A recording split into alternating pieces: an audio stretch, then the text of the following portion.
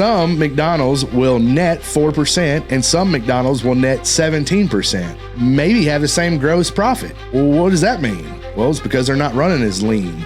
So the lean contractors that I see out there have an acquisition cost between $550 to $850. You've given me no objections that haven't been overcome, so it's not unreasonable to think that we're doing business. So they're not going to be offended by you assuming that we're doing business.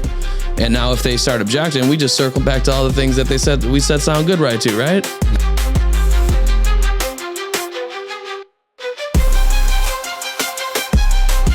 And there's Mike Stearns and Jay Bradley. Jay Bradley with RoofNutz, folks. Hey, how's it going? How are you? Appreciate you having me out to Buffalo. Yeah, dude, I appreciate you coming. How was the flight? It was awesome. Yeah, it was interesting. So in Atlanta, I flew from Chattanooga to Atlanta, and then in Atlanta we had apparently the pilot had an emergency and had a family emergency, had to leave. So don't love that. No. So we had to wait an hour for another pilot, but I was in first class and they kept feeding us drinks, so it really worked out well for me. Okay. So smooth flight. Yeah. Nice. Yeah. What is RoofNutz for those that don't know?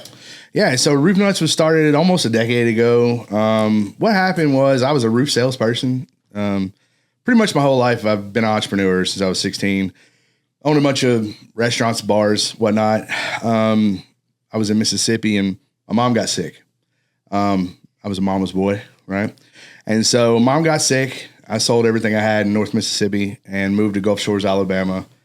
Not really a pot to piss in. I had kind of overextended myself. I had 30 grand in my pocket, right? Okay. When I moved to Gulf Shores. Needed to find something to do. And so I started working at some restaurants, actually was doing consulting work for restaurants and bars down there and had to supplement my income. It wasn't paying enough, to pay the bills. So needed to supplement my income. Saw an ad on Indeed, 1099 roof salesperson. I thought, if it's 1099, I can work when I want to, sure. Get whatever I put into it. Always been that type of person anyway. So, went down to Gulf Shores, started with the company and was doing fairly well with them and sold a roof at the biggest church in Mobile, Alabama, Dolphin Way Baptist Church. 15 meetings with them, going through with their congregation and everything else. And we get to the day where we're going to drop the shingles. We drop the shingles. We start doing the tear off. And unfortunately, OSHA stopped by and the gentleman I was working for did not have the proper paperwork to do a commercial job. And same week, my mom passes away. So Jesus, which that taught me, hey, you got a short time to live. She was 67 and I never wanted to work for anybody my whole life. I pretty much didn't from the time I was 16 until I moved to Gulf Shores. So, from there, I just decided, hey, look, what am I good at? And what I found out that I was really good at was knocking doors. Okay. I enjoyed it, right? A lot of people hate knocking doors in this industry. I learned that I enjoyed it. It was fun for me to go knock doors, meet new people, talk to them. And so started RoofNutz as just a door knocking company. We would knock for folks along the panhandle of Pensacola, Florida, that area, all over to Mississippi, around Biloxi and whatnot. And then the Alabama, LA, lower Alabama is what we call it down there. Mm-hmm. So, So started knocking doors and was super blessed about a year and a half, 2 years into it to link up with CMR. Went and knocked with them, helping them getting tile roofs for Irma. And then Grant Rocket really gave me my biggest shot from Apex Roofing and Restoration out of Birmingham. Grant gave us a call and said, hey, man, we need some help. And we were able to help them really grow their Mobile office. And I learned a ton from that experience. And so we just started knocking. I had knockers going nationwide, knocking doors and helping roofing contractors during storms and doing that deal. And then probably, maybe 3.5, 4 years into it, it was really cool. A lot of our contractors were like, hey, man, we just kind of like you. Which I'm super blessed and lucky that people, I guess, like me. And they were like, we want to work with you year round. What else can you do? And I've got a marketing degree and I tried a bunch of different stuff, but landed on cold calling just because I felt like there was a different way. I'm a guy that likes to challenge the status quo anyway. And so for 18 months in Mobile, I was running horrible cold call leads and I ran terrible stuff for a really long time. Finally got to the point where I felt like we had kind of solved the Rubik's Cube. Not that it's ever solvable. Hit your stride a little bit. Yeah. Not that you can ever, promise anything with cold calling, because it's still crazy. You're still dealing with people, whatever else. But we felt like we dialed it in to a point to where, it was something that I felt comfortable selling, because that's something I know you're the same way, high standards. I didn't want to just throw something out there. And, so after 18 months, got our first. I called a gentleman, the roof joker down in Austin, my buddy Josh, and said, "Man," I was like, "It's starting to work in Mobile, but I need to see if it'll work in a different market." And he ran some for us and was doing pretty well. And then one thing led to another. Started adding a couple customers here and there, and next thing you know, now we've got 85 customers across the country that we help get leads on a daily or weekly basis. Hopefully, unless you're in Florida right now, we're having some troubles down there, but there's just no storms. But yeah, that's kind of where we started. And in that time, I still go do door-to-door training. I train about 20 companies a year on door-to-door and how to do that. So nice, dude. So that's the short version, by the way. Jesus Christ. Pray for me. So if I'm hearing you correctly, there's three facets. We'll come knock doors and get leads for you. We'll come in and we'll train your door-to-door team, or we'll do call center leads. Correct. Yeah. What do you see in the disparity, if any, in quality between you knocking doors, you training someone to knock doors, and the leads they get as a result of the training, and cold call leads? Yeah. So, point system. I like to look at the leads as points, right? I think a cold call lead's probably 1 point, where a Google lead that you would get them where somebody's actively looking for a roof would be a 5 point, right? I think a door-to-door lead's probably a 3 or 4 point, especially if you're in an area that's got pretty good storms. Mm-hmm. And then, you find social media somewhere in the middle there, maybe towards the lower end. Okay. And so, obviously, I would never put our cold call leads up against our door-to-door. And I tell people that every time. They're never going to be the quality that door-to-door is.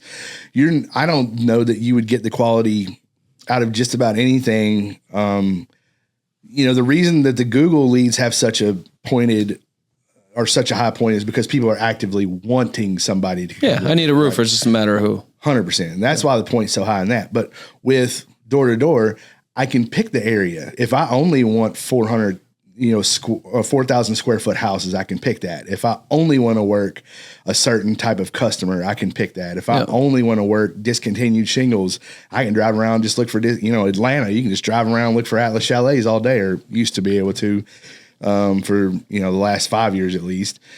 So, I think that's probably the biggest thing, is that, cold call leads are essentially started the same way, but we're not able to dial in the neighborhoods like you are with door-to-door leads. Sure. So I think the quality changes in the fact that you're able to pick the customer. That makes sense. Let's talk more about that, like the cold call. I see call centers popping up, a lot of people doing them. When somebody asks me about hiring a marketing agency, whether it's ourselves or somebody else, I usually give them information of things that they should be aware of, right? Mm-hmm. These are questions you should probably ask. These are things you're going to want to consider. Let's plan for the worst, hope for the best, and make sure that if the worst case scenario does come to fruition, that you're not left in a vulnerable or precarious situation. Are there any things like that if somebody who is watching this show right now, by the way, shout out to the team at Roofer. If you need instant roof quotes, if you want to work with a great team, you need proposals that are clean and pristine, give folks nothing but no choice to buy from you, hit up the team at Roofer. And by the way, I'm your host, Mike Stearns. I forgot the intro. That's crazy. That's good. It's all good. But here we are. Yeah. Is there something like that people need to be aware of when they're hiring a company to do cold calls for them, to where you don't want people to be in the situation, like when people reach out to me, I hate for it to be, I've been working with this company for 2 years and they fucked me, and now I'm left picking up the pieces. Are there things that owners of a roofing company should be in the know about prior to hiring a cold calling company? Yeah, 100%. And that's a great question. So a lot of times, I have a chance to where you can lock down areas, right? If you order a certain amount. So sometimes I have conversations with people and say, hey, look, that area is locked down. However, here are the two things you really need to look for, right? Number one is the quality. Like what exactly are their standards? Are they over promising? Are they telling you that they can get, we see it all the time, 60 leads a month, and da-da-da-da. Can you handle 20 more roofs a week? Yeah. Let me get in your D. Everybody thinks RoofNutz is a roofing company. So I get all those messages just like you guys do.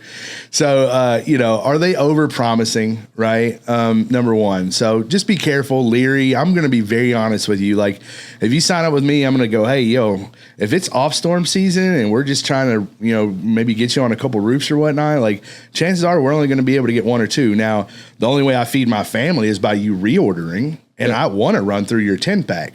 But there's a difference between running through your 10-pack and then being a partner in your business, right? I want to be a partner.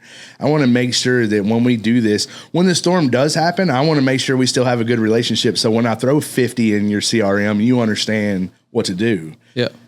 What's it in those situations? What's the average cost per lead and cost per acquired customer typically? Excuse me. So it depends across the market, and honestly, it depends on the salesperson. Okay. So the cost per lead, we do $175 pretty much across the board, unless you do any upgrades. However, the acquisition cost is significantly different. I have people in the same markets. Some of them close 60% of our leads, and I would never say that we have a 60% close ratio unless we're in a three-inch hailstorm. And I have people that can't close one. I have new customers that couldn't close a book. You know what I mean? And so it's all over the gamut as far as what the conversion rates are. Everybody's always like, well, what's the ROI? Well, how good are you at selling, right? How much pain can you put in that person's? Because the way we set it up is, hey, we're in the area, we're doing some free roof inspections. Some of your neighbors have qualified for a new roof, and we're actually checking a couple of those out tomorrow. While we're on the street, we were just seeing if you wouldn't mind us coming by and jumping on your roof. We know not everybody can do that. What's better, 10 or 3? And we make it real simple. We let them know somebody. So you don't ask them when they're available? No, absolutely not. Yeah, no. Number one, do not do that. So that to me is the biggest deal. And then the second thing that is probably the most important whenever you're looking for a cold call company is something called TCPA compliance. And I don't know, my people that I have that are way smarter than I am know what that actually means. It's something with telemarketing, whatever. But TCPA compliant, we always make sure, like my admin team always makes sure that we're TCPA compliant, that we're always following the governmental rules and aspects of it, which just simply means that we are running the do not call list, we're running the blacklist, and we're not calling people that don't want to be called, right? Because you can get sued. It's a $1,500 per call if you're calling the wrong people. And they're not suing me, right? They're suing the contractor that I'm calling for because we're calling and representing the contractor. So RoofNutz, we have TCPA compliance. So if something was to ever happen, and it has happened in the past in Texas, we've had some issues happen, but we covered all the costs. We settled the claim. It was a one-time deal. We get thousands of leads every year. Something's going to happen. It's just like door knocking. We're going to get the cops called on us at some point in time. Yeah. It's how you handle those situations that matter. But even in Texas, we were doing it legally. And so we were able to, it was cheaper to settle it than it was to hire an attorney and all that good stuff. Yeah. So we just settled it. But that is something that I've seen companies get hemmed up with and just not understanding the laws. Yeah, that's important. It reminds me of like the ongoing debate of like, do you knock no soliciting doors or not? So that's great. I don't. I feel like my skills are good enough that I'll get that person by getting their neighbor. Sure. When I sold, I never did it. I'm not a confrontational person. You and I are different people probably in that sense, right? What do you mean? Self-proclaimed asshole, right? So for me, I'm probably too nice sometimes, right? From time to time. But people say door knocking is a numbers game, which is just bullshit. It's not, right? It's a skill. Like it is a skill, just like being a welder, just like being a chef, just like being a digital agency that knows what the hell they're doing. Just like anything else, it's a skill. Oh, shucks. Yeah, right. So from my perspective, You put me in front of 100 customers, right? I'm going to get 85 of them, right? But somebody that just starts tomorrow, they might get 5 of them. So is it a numbers game or a skills game, right? So to me... Could it be both? Are they mutually exclusive? Well, I think you got to go through the numbers to get the skill at the end of the day.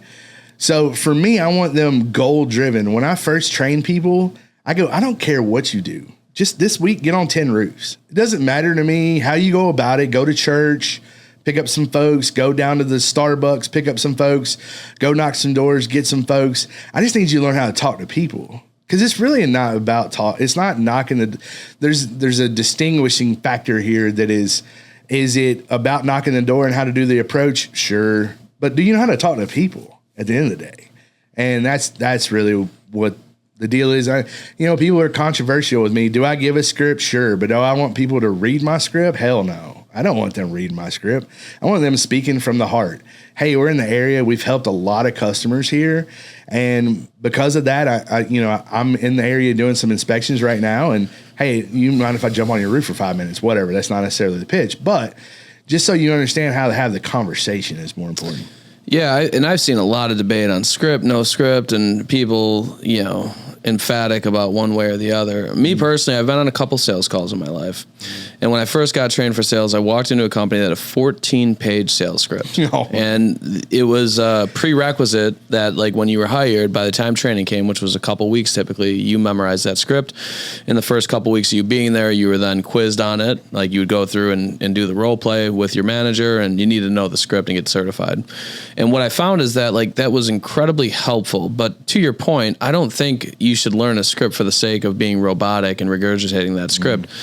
You should lean into that script, and it's especially helpful when, if you get jammed up with an objection, you always have a baseline to go back to. Like, in that circumstance, this happened, this is how I respond to it. That's like the worst case scenario is you revert back to the script. It's like a fucking pacifier for a baby. But ideally, you keep optimizing that script to make it your own, come up with a better way of articulating it to somebody that makes it compelling. Maybe you're a company and you're running sales meetings and you guys are doing role play in front of all the sales reps, and maybe, sales rep A, Johnny, picks up something from Steve that he likes out of his script. Now he makes it his own, and you keep iterating that script and to where it's not necessarily the script anymore, but you always have that binky. Yeah, the little binky. So I'm an acronym guy, and Adam Bensman has the same type situation where he does the acronym. I have one called REPS, which is rapport, empathy, pitch, service, right? That's the initial part. I just want them to think of like small little bites so that way they understand, but they can put their personality into it. Yeah. Because I can go knock a door and then you knock the door and they may say yes to you and not to me because your personalities fit better. Mm-hmm. So there's several different things that I want them to learn. When I first go into companies though, I do a test where they start learning how to read people. And when they learn how to read people's personalities, their body language, even looking at their outside of their home, before you even knock the door, understanding who that person is before you even go in there, I can show them how to look at somebody's car and go, okay, this is how you're going to approach it. You're going to approach it quiet and whatever. Or if they've got a Porsche in their driveway, you're going to knock on the door and go, hey, man, everybody else in here has got a new roof. What's up with you? Yeah. Right? Because that would feed to your personality. You'd be like, hey, motherfucker. Like, what? You know what I mean? Like, what do you mean? What do you mean? I feel personally attacked here. So to me, I want them to be able to read people. So I want them to just know the acronyms, right? REPS, rapport, empathy, pitch, service. And by empathy, I don't like saying the words, I hate to bother you. Like, I don't like to knock and say, I hate to bother you. I like to say the words real quick, which just means I'm going to respect your time. Hey, I noticed that car in your driveway. That thing is awesome. Listen, real quick, we're in the neighborhood, blah, blah, blah, whatever. Okay. So then I'm going to pitch my service. And then the second acronym that most people, this is what I see when we're role playing door knocking, is that somebody will say, well, my spouse isn't here. And the first reaction is, oh, well, your spouse doesn't have to be here. We can go ahead and do the inspection, that type thing, right? Which is not what I want you to do. I want you to do AAA, which is acknowledge, answer, and then re-ask. And we have that last part so hard. I teach tie-down questions. And if you don't know what tie-down questions and you're in sales, you're not really in sales yet because you got to know tie-down questions, right? I have no idea. You know what I mean? I'm not in sales, bro. Yeah, you're in sales. You're a salesperson. You do it. You just don't even know you're doing it, don't you? Oh, snap. So it's just the common questions, right? Where you're leading them in a direction. If you ever watch Law and Order or, Murder, She Wrote, whatever, anything with attorneys. Murder, She Wrote. Murder, She Wrote. Anything with attorneys, you were at the house on February 7th, weren't you? Right? Those are tie-down questions. Those are questions that are leading the direction of the conversation. And I would object to that. I'd say you're leading the witness. Fair enough. So you want to kind of lead them down a direction. But the first thing you do when you get an objection is you need to acknowledge it.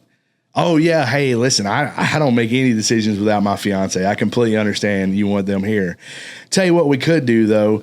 How about we go ahead and get some pictures so that way you just don't talk about a random fat guy coming by your house and talking about a roof. How about I actually get some photos for you, kind of show you the condition of your roof. That way you and your husband can review the photos and, I'll let you know if there's anything to be concerned about. And then that way, if you guys want to move forward or have any more questions, you can just reach out to me and we can kind of talk about it. Maybe I can come back and visit with him and share a little bit more knowledge. Sounds good, right?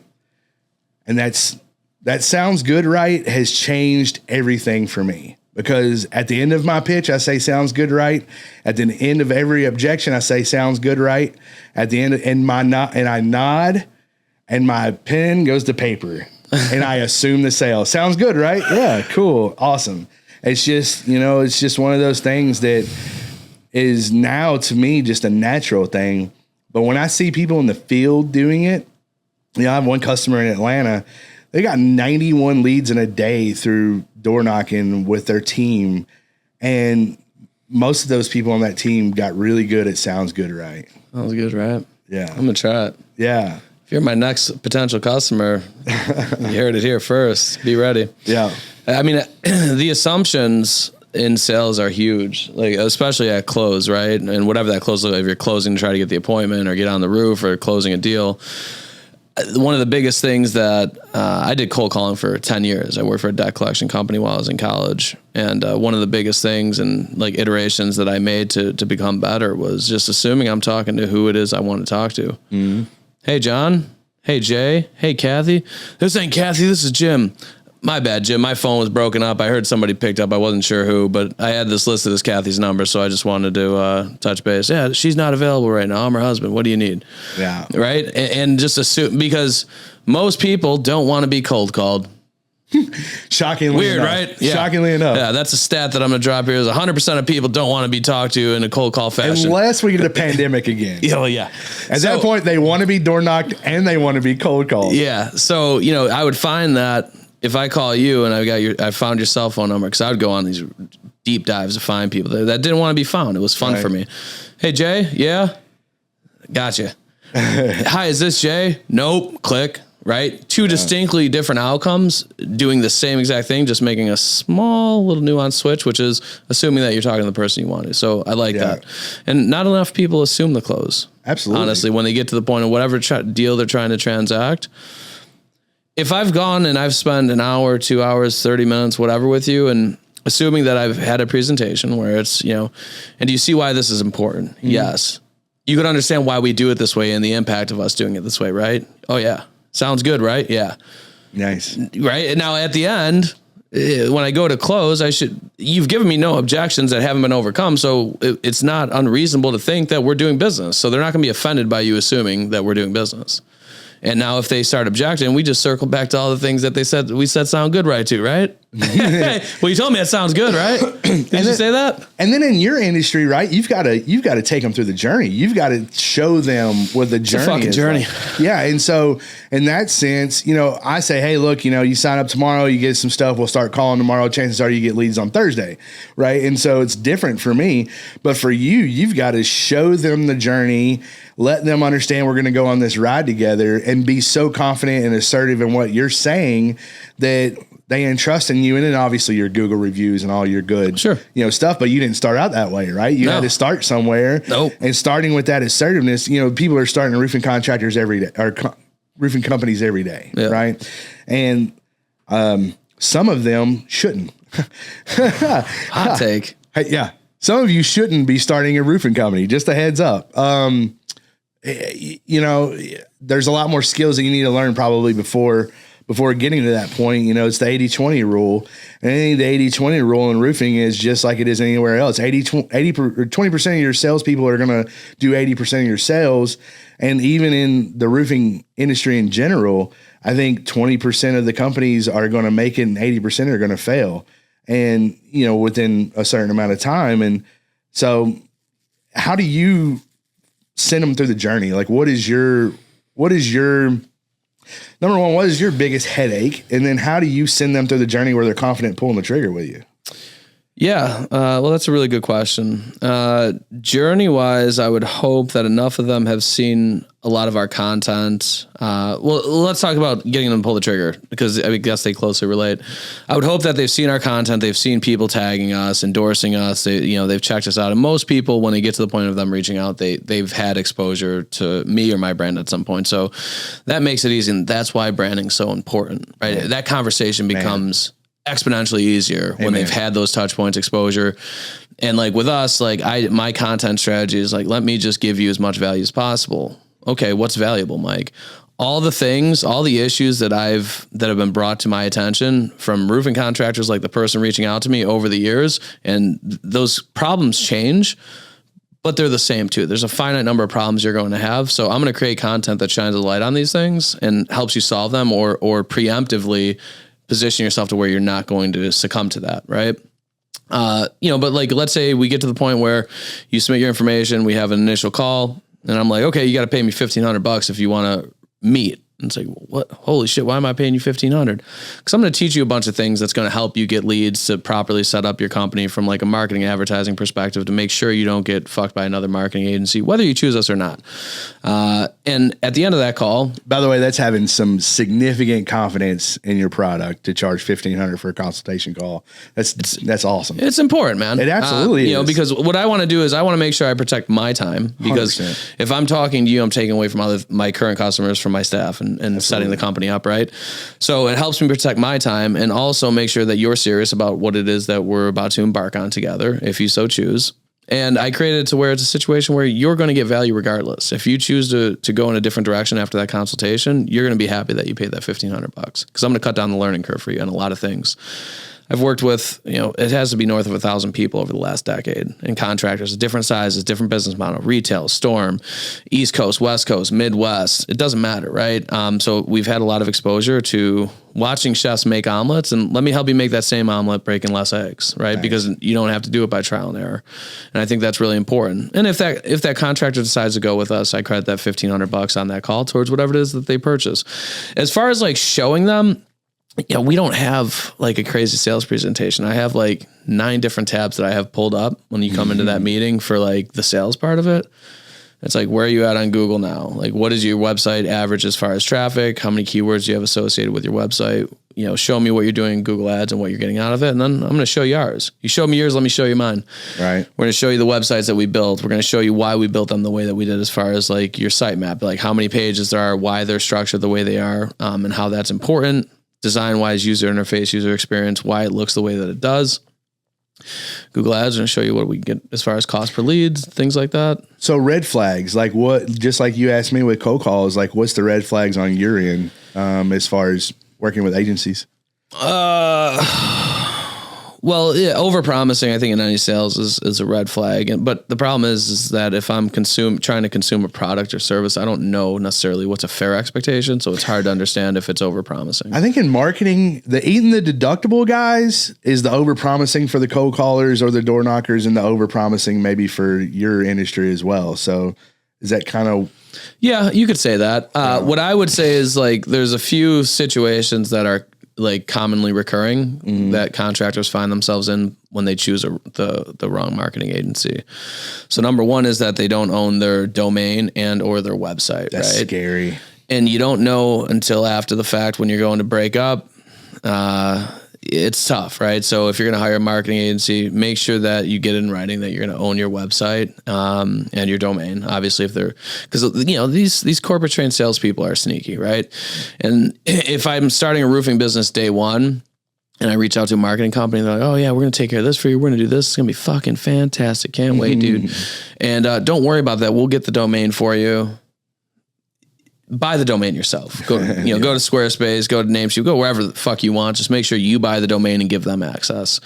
As far as the website, if you're going to own it, get that in writing, and then maybe talk to another marketing company. You shoot me a DM. I'll help you with it. But because there's some companies that you own the website, but it's built on like a proprietary content management system where they send you web files and they're the closest thing to useless that's not useless.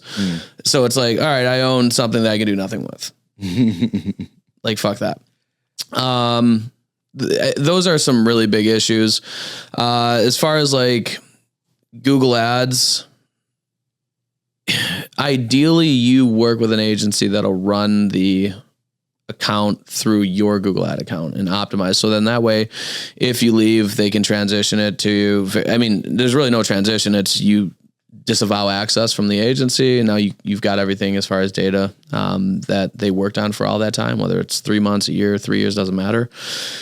It's not necessarily a bad thing if they run it out of an agency account. And the difference is like let's say you're spending $10,000 a month on Google Ads.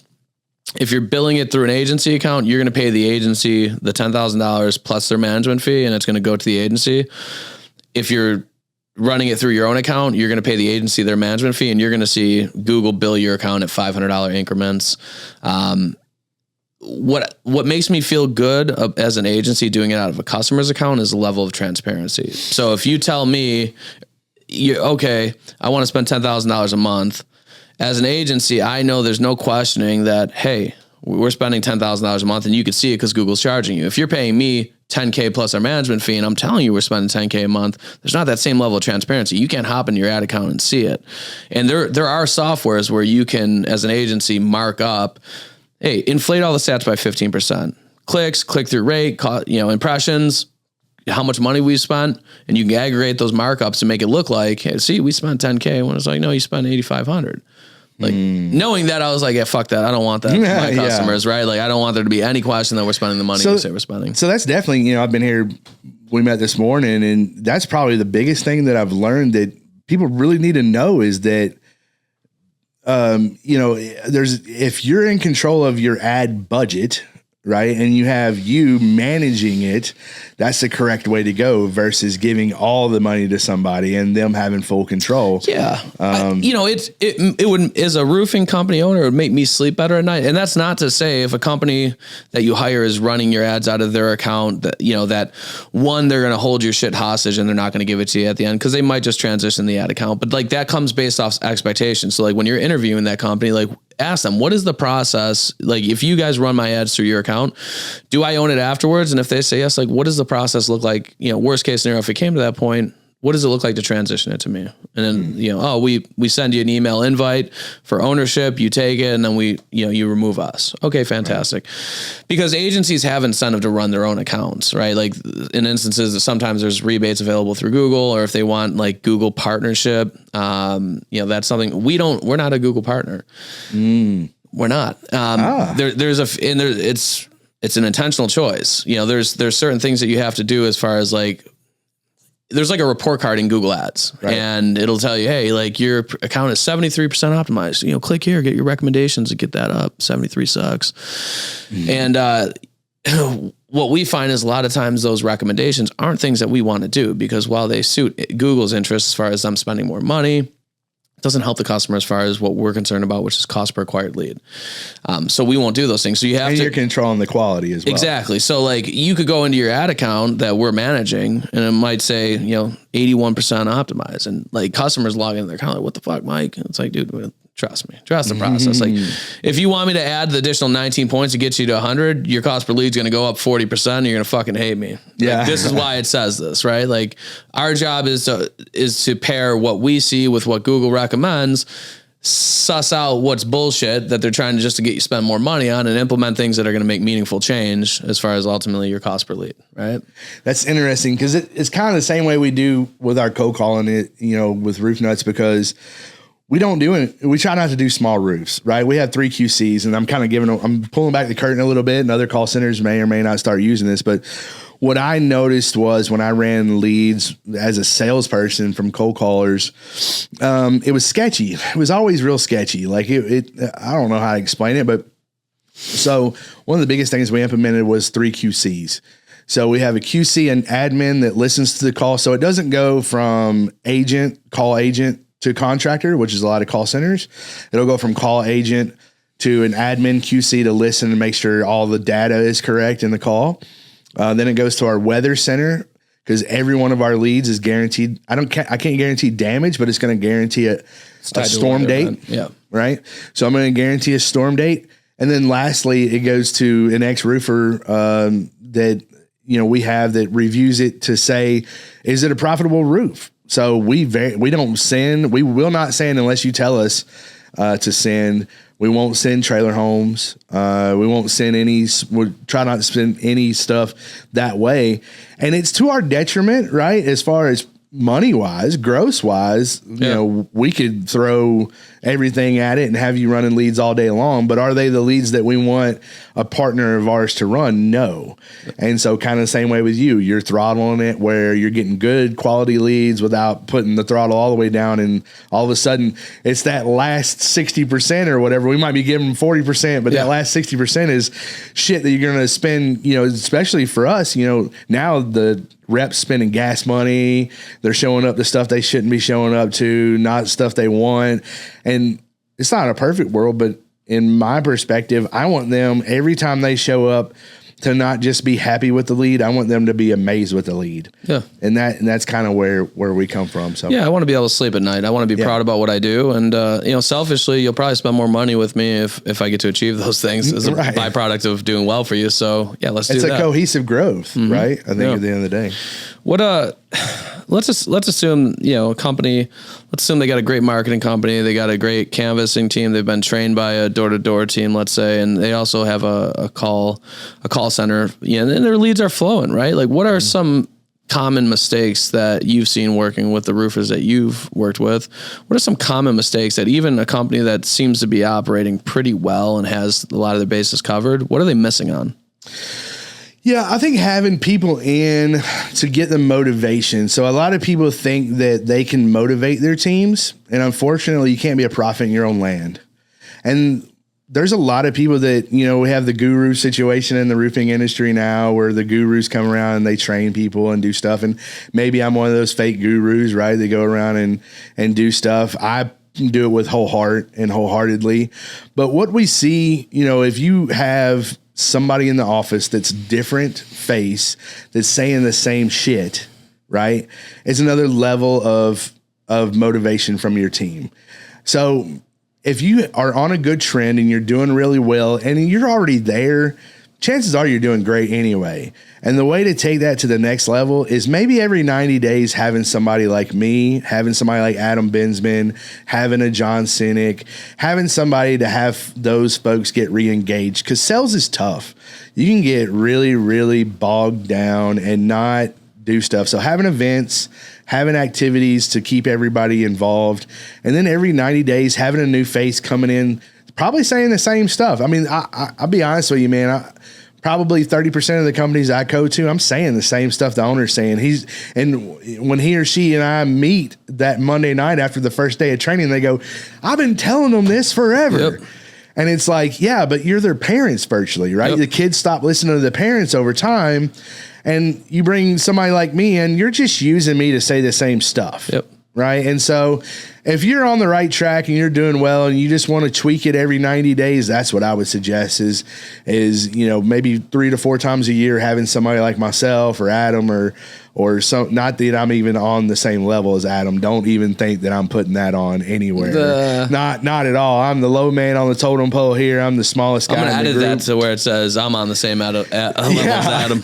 Yeah. Christian, you know what to do. I am not Deshaun. I am not Adam. I want to be, and I aspire to be, and I hope that one day I can have their accolades, right? And you got to have somebody that you dream and inspire to be. And I want to be Adam, I want to be Deshaun, and I want to be Jay all at the same time. And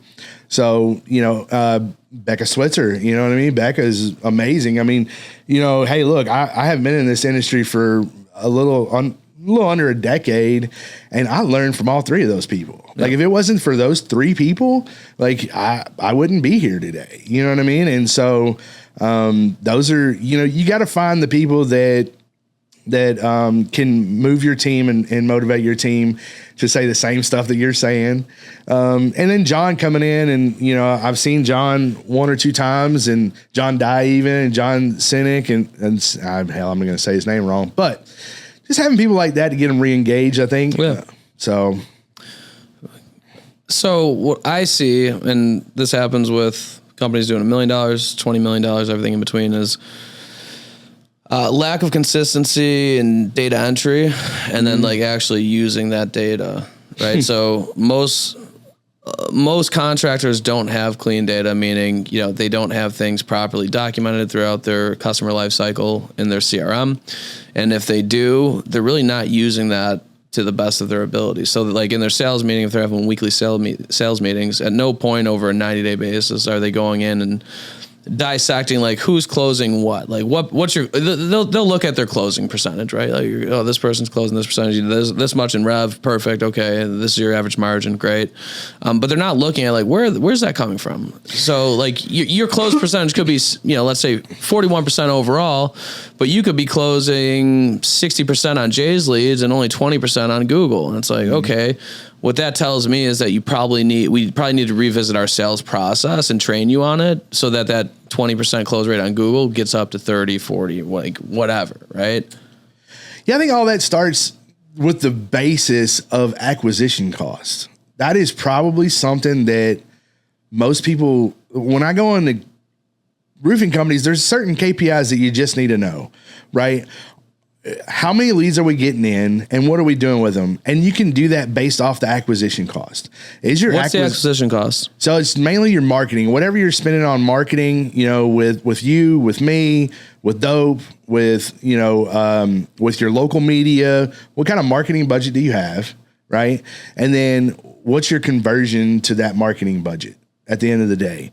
And so that way you can see that per contract, because there's a difference, at least in the storm world, right? And I know you work with a lot of retail clients. In the storm world, we consider a close sometimes the contingency, and we may lose 50% of those going to contract. Yeah.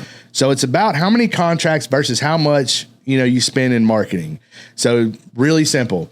If you spent $10,000 in marketing and you got 10 contracts, that's $1,000 acquisition cost, right? Just make it just baseline as possible. Well, different markets are different, but pretty much nationwide, the companies that I see running leaner, right? McDonald's, for example. Some McDonald's will net 4% and some McDonald's will net 17%. Maybe have the same gross profit. Well, what does that mean? Well, it's because they're not running as lean.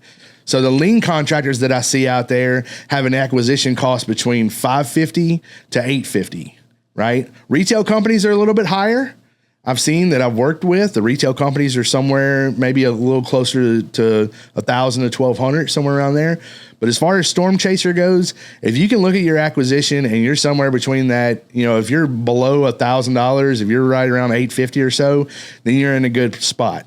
That's why I made my price the way I did. It's $1,700 for a 10-pack. If you sell one, you're doing okay. You sell two, you're definitely getting, you're hitting your acquisition cost.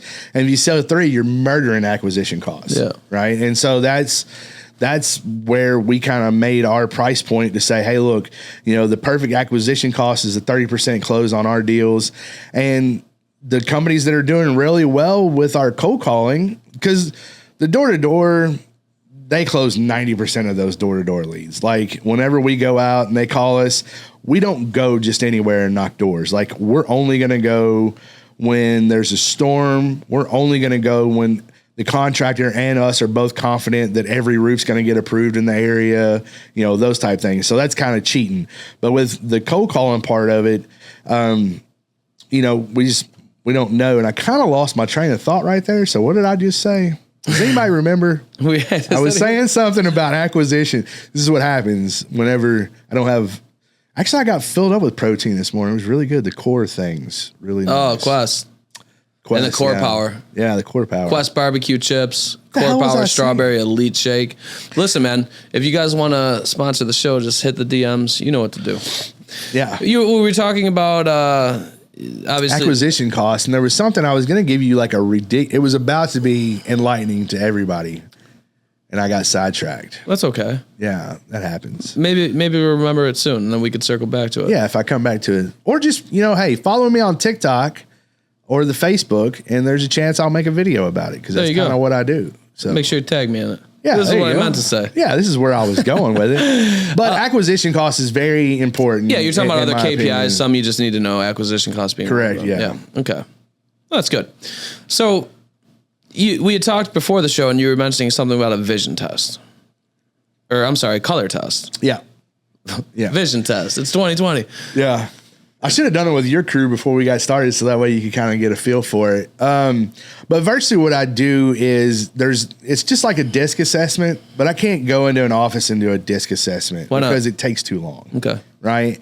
So I created this thing. It's probably been myself and a few other people created it 6 or 8 years ago. Actually, no, it's been almost a little over a decade, because before I even got into roofing, I used to be in network marketing back in the day, and we created it for our network marketing company. And so virtually what we were doing was learning what drove people, right? And depending on where you were on the stage, depending on what you did. So let's say that you're a green personality, right? And your admins, most of the time, roofing contractors. Walk me through the colors and the association with the colors first. Yeah. So you have, it's red, which is, you are 100% red, right? Red is driven, go-getter, doesn't need anybody else to push them. They're going to go get it on their own. 90% of the roofing contractors that I've met are reds. They are just go-getters, 100%. Okay. Yellow are the glue to the company. They're usually quiet, soft-spoken. They're usually reserved. A yellow very rarely will answer the door for any door knockers, right? Mm-hmm. A yellow will be they're loving. They love everybody. They love cats and dogs and the world, and they're just big-time lovers. Green is an analytical person, somebody that needs you to tell them exactly what to do. Like, they want to know direction. They love information. So if I'm selling a green person at their house, I'm going to give them all the Owens Corning book or all the GAF book and all the information, something that I could care less about, because I'm a blue. Blues are entertaining. They're the first ones on the dance floor at the wedding. They're the people that are outspoken. They're the ones that, where a yellow wants everybody to feel love, a blue wants everybody to feel a good time. A red is wanting to protect everyone. A green makes sure that we all don't screw it up for everybody, right? And they keep the structure. So if you look at your organization, when I first go into roofing companies, we do this test, and I have a presentation. As a matter of fact, I'll be doing it in September in Texas at the RCA, the RCAT. And basically what I have on my thing is I have everybody take a test, figure out what your color is. And it's really helped organizations, because the owner now understands why this particular sales rep asks 150,000 questions. It's because he's green. He doesn't want to screw up. He wants to make sure he doesn't lie to his customer. He wants to make sure that he's doing everything by the book. And when there's not SOPs and things that are implemented for him to go see, the only way for him to get that information is to bug the roofing owner and get the information from them. So then we start building SOPs where that green person has somewhere to go to and can actually, relate to that. A green homeowner wants information as well. So we're going to load them down with information. We're going to give them 3 estimates if they want it. We're going to do everything we can to do their stuff. A yellow, very seldomly, a yellow is going to make very much action. A red, I'm going to challenge them. So if you answer your door to a door knocker, chances are you're going to fling the door open and be like, hey, how can I help you? Right? You're going to be kind of loud and boastful a little bit. And so for me, when a red answers the door, I'm going, just like I said earlier, it's like, hey, man, everybody else has got a new roof in the area. What's going on with you? What's up with yours? How come you don't have a new roof? And for a red, that's like, you know what I mean? And they're like, what are you talking about? You're not keeping up with the Joneses, right? Because the reds kind of keep up with the Joneses. A blue, a lot of times you can see a blue especially if you're knocking on a Saturday, man. If you're knocking on a Saturday, you can tell blues, because they're going to have 5 to 6 cars in the driveway. Their garage doors open. They got the couch in the garage.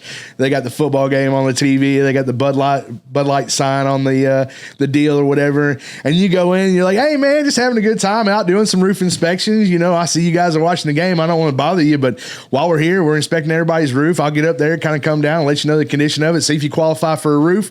And if you do, you and I can sit in the front porch and drink some Coronas and watch it go on. Cool? Sounds good, right? Yeah, sounds good, right? So, you know, cool is, you know, common cool. That's kind of the same thing. So, you know, it's just, you treat everybody different. If a yellow was to answer the door, you can tell by their yard. I don't want to get too deep into it because it can get too deep, but a yellow usually, so you can tell by their yard. A red's yard is usually going to be very well manicured, very well taken care of because somebody's doing it for them because they don't have time to cut their own grass unless that is their passion. Right. If that's your passion, you do it, you're still going to have the trimming, you know what I mean? It's going to look good. People around you are going to know that you are who you are. Right.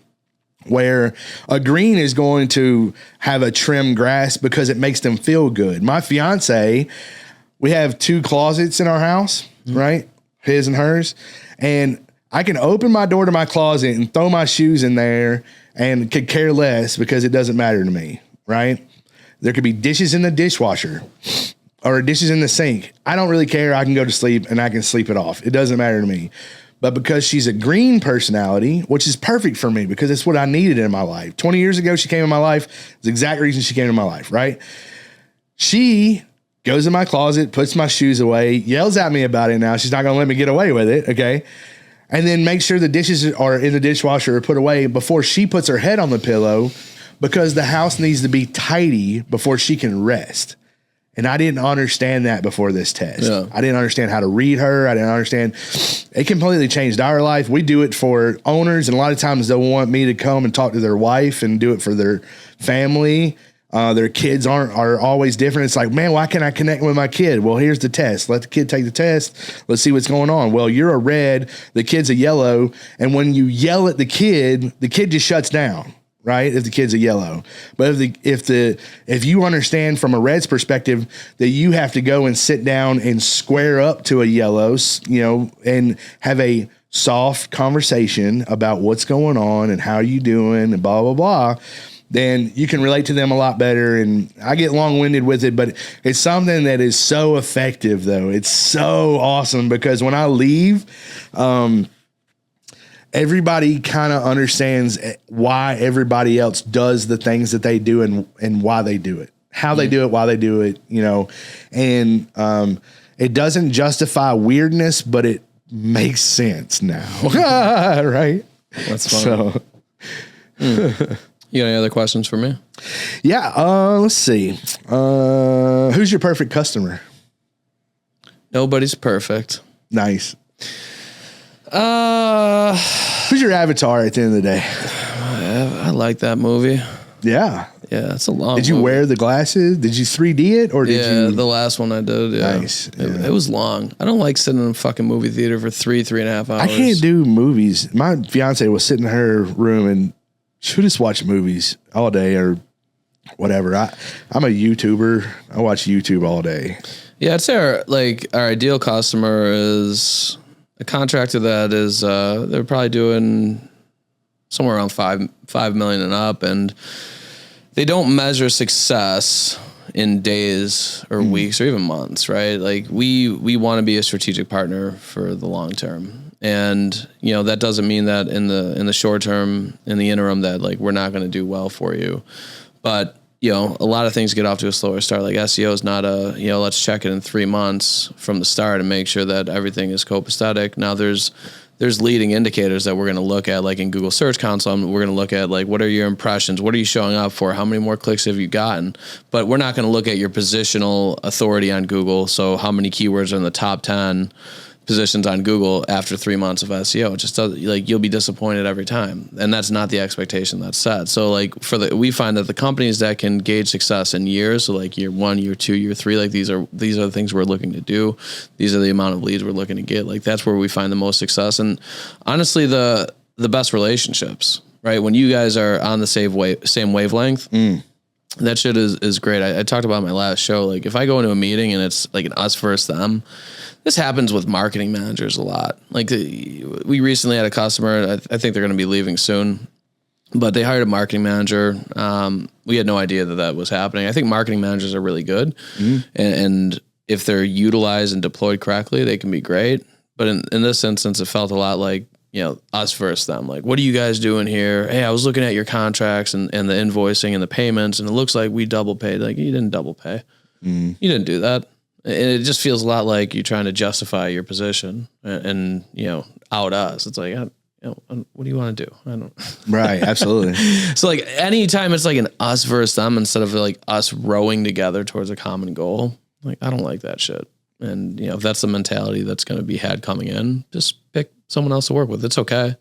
Yeah. It's your business. I finally got to that point where I'm starting to eliminate customers, I guess, or ask them no longer to, hey, listen, I don't think it's working for either one of us. Let's, you know what I mean? And you got to get to that point. I think that's the thing too, right? Well, for new roofing contractors out there, we understand you got to go do what you got to do to pay your bills. Yeah. But for the roofing contractors that maybe are having a little more success, and I don't know how to say it. I'm not saying this to impress you. I'm just saying to impress upon you, like keep going. Yeah. Because once you get to where we are, we can choose who we work with. We're able to say, hey, listen, we want this customer. We don't want that customer. And I think that is a powerful thing when you get to that point, because there's a certain levels in business, right? Sure. When you're eating shit at first, right? Yeah. I mean, I can't tell you how much. I mean, I was knocking doors for $50 for, however long. 3 years ago, I was broke. I made a couple bad decisions and we did some stuff and I was broke and now to look at my bank account and see where I was and been on this journey for almost a decade now. And, now there's a different level of respect that I have for the business than what I did, 10 years ago. Yeah. And so you treat your business like you would treat your relationship and you have respect for it. I think that's interesting, the way to look at that. So, adversity either makes you or breaks you. It either breaks you or makes you a record breaker, right? And about how many times you get knocked down, it's about how many times you get back up. Yeah, I don't care. What is it? Les Brown says, you can knock me down, but knock me down on my back, because if I can look up, I can get up, right? Yeah. You know what I mean? So I love Les Brown. Les Brown has definitely been